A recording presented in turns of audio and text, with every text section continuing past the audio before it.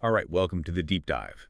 Today, we're going deep, like really deep into the heart of how computers solve problems and solve them efficiently.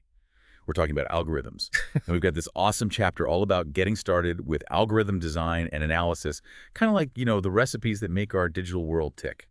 Yeah, absolutely. Wow. You run into algorithms everywhere, right? They're kind of invisible, but like every time you do a Google search or your GPS tells you where to go, that's algorithms at work. Right. Behind the scenes stuff, but Yeah. so important. And for everyone listening, we want to really break it down. How do these problem-solving methods work? What makes some better than others? We'll get into all that foundational stuff without getting, too techy. Exactly. We're shooting for those aha moments. Love those. And to keep things concrete, we'll use a pretty familiar problem. Sorting. Picture yourself sorting a deck of cards by suit and number. We'll be focusing mainly on two sorting methods: insertion sort and merge sort. They'll help us grasp those algorithmic principles. So for this deep dive, our mission is to summarize this whole chapter. Every major point, every theory, finding, and example. By the end, you'll have a clear, complete understanding of this stuff. Ready to dive in? Let's start with this simple task of sorting. Simple but powerful. So the chapter starts with this sorting problem, which basically means taking a bunch of numbers, like n numbers, and putting them in order, smallest to largest. These numbers, they're called keys, and sometimes they have extra info attached, like satellite data that moves with them.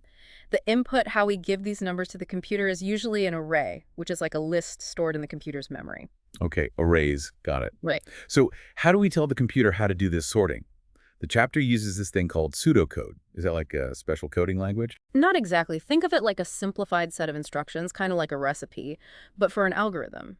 Anyone who gets the basics of programming can understand it.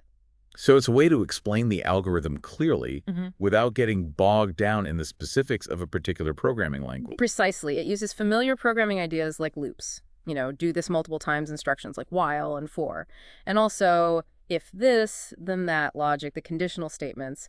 And the cool thing is it uses indentation to show the structure of the algorithm, which steps go together, so it's really clear to follow. Makes sense. So they're not writing actual code, just a clear way to describe the logic of the algorithm. Exactly. And the chapter also lays out some rules they'll follow for their pseudocode, like how they name temporary storage. Those are called local variables, how they access elements in the array, and how they deal with related information using object attributes, things like x.f. They also clarify how they handle basic values, how logical conditions work, like and or, and even how to indicate errors. It's all about making the logic clear without any confusing programming language details. So it's really focusing on that core algorithmic thinking. Exactly. And with these pseudocode principles in mind, the chapter introduces our first sorting algorithm, insertion sort. Okay, insertion sort, hit me with it. Well, they actually introduce it with a really helpful analogy using playing cards. Imagine you're holding a hand of cards and they're already sorted. Now you pick up a new card, you find the right spot to insert that new card into your hand so everything stays sorted. That's basically how insertion sort works with an array of numbers. I could picture that, finding the right spot for the card. Yeah. So how does that translate to the computer and these arrays? So the pseudocode for insertion sort goes through the array one element at a time, starting with the second element. This element is called the key. It compares this key with the elements that are already sorted, which are the ones to the left of it. If the key is smaller than an element in the sorted section, it moves that larger element one position to the right to make space. And this comparing and shifting goes on until it finds the right spot for the key, and then it inserts it there. So it's like building the sorted section of the array piece by piece, starting with just one element. Exactly. Okay, I think I'm getting that. But how do we know for sure that insertion sort always gives you a correctly sorted array? That's where the idea of a loop invariant comes in. It sounds kind of complicated, but it's basically a way to formally prove that our algorithm is working like it should. It's a condition that has to be true at 3 specific points: before the loop starts, during each step of the loop, and after the loop finishes. Okay, break it down for me. What's this loop invariant for insertion sort? All right, so for insertion sort, the main loop invariant is this. At the start of each iteration of the loop, the one kicking the next key, the part of the array from the beginning up to that current position is always sorted. All right, always sorted. So let's go through those 3 points you mentioned, make sure it holds up. First, before the loop starts. Right, that's the initialization. We need to show the loop invariant is true before we even start looping. In insertion sort, the main loop starts looking at the second element. So before we even touch that second element, the subarray, the part of the array with just the first element, is by definition sorted. A list with only one thing is always sorted. Right, one card is always sorted. Yeah. What about during the loop? How do we know it stays sorted? That's the maintenance part. We have to show that if the loop invariant is true before one round of the loop, it stays true after that round. So in insertion sort, when we take the key and put it in the right place in the already sorted section, by comparing and shifting as needed, we're making sure that the new, slightly bigger sorted section is also sorted. Because we're putting that new card right where it belongs in our sorted hand, right? Exactly. So the sorted part just grows correctly with each step. Okay, that makes sense. And finally, what about after the loop ends? The termination. Right. Termination is all about what happens when the loop is completely done. In insertion sort, the loop keeps going until we've considered every single element and put it in the right place. At this point, the loop invariant tells us that the whole array, which is now our sorted section, is completely sorted because every element has been processed and the sorted property has been maintained every step of the way. This loop invariant is essentially a formal, step-by-step proof that insertion sort does exactly what it's supposed to do. Pretty neat, right? It's like a logical chain leading to a perfectly sorted array. Elegance is a good word for it. Okay, so insertion sort works, that's great. But how efficient is it? Does it take the same amount of time to sort, say, 100 numbers as it does to sort 1,000? Ah, that's a key question. The speed or efficiency of an algorithm depends a lot on what you're feeding into it. The chapter talks about how the running time is mostly affected by two things: the size of the input, like how many things you're sorting, and how those things are arranged initially. All right, so let's talk best case scenario for insertion sort. When would it be super speedy? The best case for insertion sort is when the array is already sorted. In this case, when we pick up each key, starting with the second, we only need to compare it to the one before it. And since it's already in order, the inner while loop, the part that shifts elements, never even runs. So for each of those n1 elements, we're just doing one comparison. That means the total time it takes is directly proportional to the size of the input, which we represent as theta n, written as n. Got it. And that means it's super efficient, right? What about the opposite, the worst case scenario? The absolute worst case is when the array is in reverse order. Imagine trying to insert each key into the sorted section, but because it's reversed, the key will always be smaller than everything before it. So the while loop has to compare it to every single element in the sorted part and shift them all over to make space at the beginning. So it has to do way more work to get each element in the right spot. Exactly. For example, for the second element, it might do one comparison, for the third, maybe two, and so on. It adds up quickly. On average, for the ith element, you might end up doing around I1 comparisons and shifts. Add up all that work for the whole array, and the time it takes becomes proportional to n squared. So worst case, insertion sort has a running time of theta n squared, or n1. So insertion sort is super fast if the data is already sorted, but if it's totally backwards, it slows down a lot. Exactly, and that's a big reason why analyzing algorithms is so important, right? We need to understand how they behave under different conditions. Absolutely. So after analyzing insertion sort, the chapter zooms out a bit and talks about the general ideas of analyzing algorithms. The big goal here is to predict how much resources an algorithm will need, mostly focusing on how much time it'll take to run. And they introduced this RAM model to make things more standardized. What's that all about? The RAM model, it stands for a random access machine, is like a simplified version of a computer. It assumes there's one processor doing things one by one, and that each basic operation, like adding numbers, accessing memory, or comparing stuff, takes a fixed amount of time no matter where the data is stored. So it ignores things like caches and all the complexities of real computers. Yeah, it simplifies things, but it's still super useful for understanding how efficient an algorithm is at its core. Makes sense. So when we talk about running time in this RAM model, we're basically counting how many of those basic steps the algorithm takes. You got it. Running time is all about the total count of those elementary operations. And like we saw with insertion sort, this can change depending on the input. That's why we often talk about best case, worst case, and sometimes even average case running times. Right, we already talked about best and worst for insertion sort. The chapter also mentioned that average case analysis can be a bit trickier. Why is that? It's trickier because figuring out what an average input even means can be tough. It depends a lot on the specific problem and how the algorithm is being used. Like for sorting, we might assume all possible orders of the input are equally likely, but in real life, data often has patterns. And even if we could define the average input, the math to figure out the expected running time can get really complicated. That's why we often focus on the worst case running time, because it gives us a guaranteed upper limit. We know it won't take any longer than that, no matter what. That makes sense. It's good to know the worst-case scenario so you're prepared. Okay, to make things even simpler, the chapter introduces this concept of order of growth.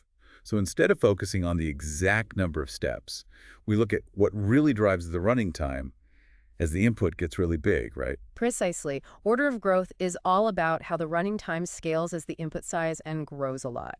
We focus on the term in the running time formula that grows the fastest and basically ignore all the constant factors in smaller terms because they become insignificant compared to the dominant term as n gets huge. So it's like zooming out and looking at the big picture. Exactly. And that's where theta notation, or n, comes in. It's a way to describe this asymptotic behavior formally. So what does it mean when we say something like the worst-case running time of insertion sort is n? It means that for big enough input sizes, the actual running time will be somewhere between two constant multiples of n squared. It grows quadratically, essentially. And for the best case, it means the time grows linearly with the input size. So if two algorithms are doing the same thing and one has lower order of growth, it'll generally be more efficient for large inputs. That's a key takeaway. An algorithm with a higher order of growth might be faster for tiny inputs, but as the input size grows, the one with the lower order of growth will eventually win, big time. That's why understanding and comparing this order of growth is so important in algorithm design. We want to pick algorithms that stay efficient, even with massive amounts of data. Makes sense. Efficiency matters. All right, so we've got a solid understanding of insertion sort, how to prove it works correctly, and how to analyze its efficiency. Now, the chapter switches gears and talks about a completely different and often more powerful strategy for designing algorithms. Divide and conquer. Sounds pretty epic, right? It is. Divide and conquer is a powerful paradigm that breaks a problem down into smaller subproblems that are similar to the original one. And it keeps doing this until the subproblems are so small that you can solve them directly. Then it combines the solutions to those smaller problems to get the solution to the big problem. The chapter lays out the three main steps: divide, conquer, and combine. Divide, conquer, combine. I like it. It's like a strategic plan of attack. You mentioned something about a base case on the conquer step. What's that all about? Right. So in the conquer step, we recursively apply the same divide and conquer strategy to solve the smaller subproblems. But we need to make sure this breaking down process eventually stops. That's where the base case comes in. It defines the condition where a subproblem is so small that we can solve it directly without any more recursion. This prevents the recursion from going on forever and makes sure the algorithm eventually finishes. Often the base case is when the subproblem is really tiny, like an array with just one element, which is already sorted. So you keep dividing until you hit those simple cases that you can just solve right away. Got it.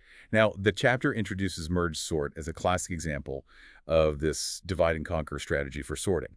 And I've heard merge sort is usually more efficient than insertion sort, especially for larger data sets. Absolutely. Merge sort is a beautiful example of divide and conquer in action. In the divide step, we split the array in half, finding the middle index. Then in the conquer step, we recursively call merge sort on each of those halves. This keeps going until we reach the base case, which for merge sort is when a subarray has at most one element. A subarray with 0 or 1 element is already sorted. So we keep having the array until we have a bunch of tiny sorted subarrays. Then comes the merging, right? That sounds like the key to putting it all back together. Yeah, it is. The combine step is where the magic happens, and it's handled by a procedure called merge. Merge takes two sorted subarrays that are right next to each other and merges them into one bigger sorted subarray. It uses temporary arrays, let's call them L and R, to hold the elements from the two subarrays. Then it goes through these temporary arrays, comparing the smallest element in each one and putting the smaller one in the right spot in the original array.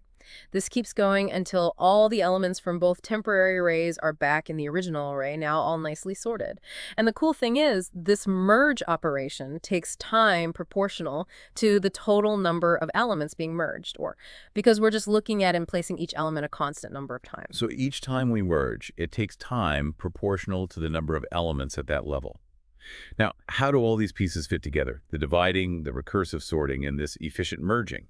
What does the whole merge sort procedure look like? All right, so merge sort takes the array and the indices that define the part we want to sort, usually a starting index p and an ending index r. First, it checks if p is less than r. If it is, it means there's more than one element, so we do the divide and conquer. We find the middle index q and split the subarray into two halves, from p to q and from q plus 1 to r. Then we call merge sort on both halves. These calls keep dividing the array until we hit the base case where p is no longer less than r.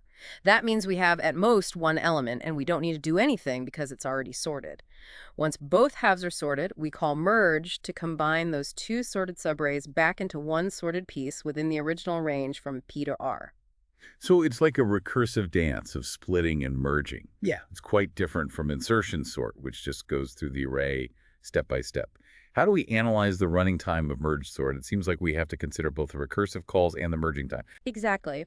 The chapter uses a recurrence relation to describe the worst case running time, which we call Tn, for merge sort on an input of size n. So when we use merge sort on an array of size n, we make two recursive calls on subarrays of size n, and then we spend time in the merge procedure. This gives us the recurrence relation Tn to Tn2 plus n when n is greater than 1, and the base case when n is 1, meaning we just have one element, the running time is constant because we don't need to do anything. So that equation, Tn2 plus n, captures the essence of divide and conquer in terms of time. But how do we actually solve this to get the overall running time as a function of n? The chapter mentioned a recursion tree, right? Yes. A recursion tree helps visualize the cost at each level of the recursion. At the top, we have the original problem of size n and the merge step costs n. Then we divide this into two subproblems of size n2. At the next level, we have these two subproblems, and their merge operations also take n in total. This pattern continues down the tree.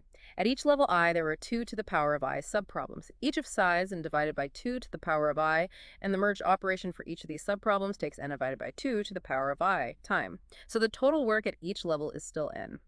This keeps going until we hit the leaves, the base cases with subproblems of size 1. The height of this tree, the number of levels, is about log base 2 of n, or LGN. Since there are roughly LGN plus 1 levels and the work at each level is n, the total worst-case running time of merge sort is nLGN. That's different from insertion sorts in the worst case. And the chapter points out that this is a huge improvement, especially for big data. Oh, it's a game changer. For large n's grows way slower than n2.